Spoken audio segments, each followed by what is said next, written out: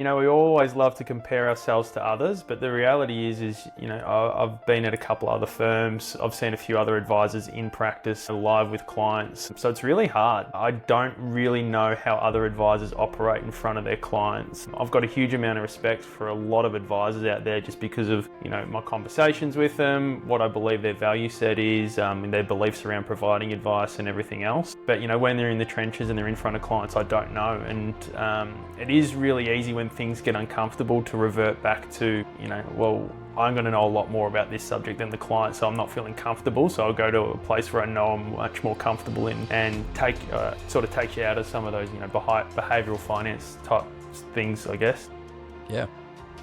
I try to apply them, and whenever we go, through a program with a client, I am always thinking what's going to stop this from being a success?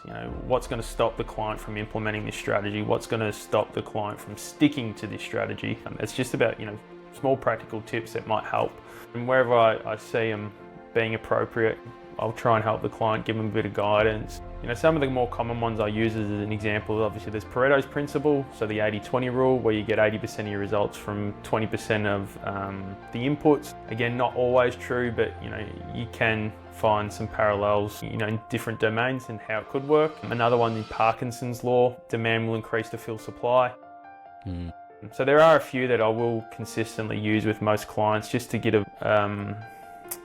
a bit of an understanding as to why we do certain things and how we've structured what we do to combat some of that, or to use the human psychology in our favour and to help us stick to a plan or stick to a budget. But that's cool, because that background of those principles that you just outlined form a bit of a base, but at least you have a bit of a bedrock, and that's what makes you unique as a financial advisor. And there was a post the other day where someone echoed a previous thought, and it was that as humans, we tend to only have about 10 really good ideas, and we repeat them ad nauseum throughout our life, just over and over, we paraphrase in different ways. But they're still talking 20 years later about the same thing.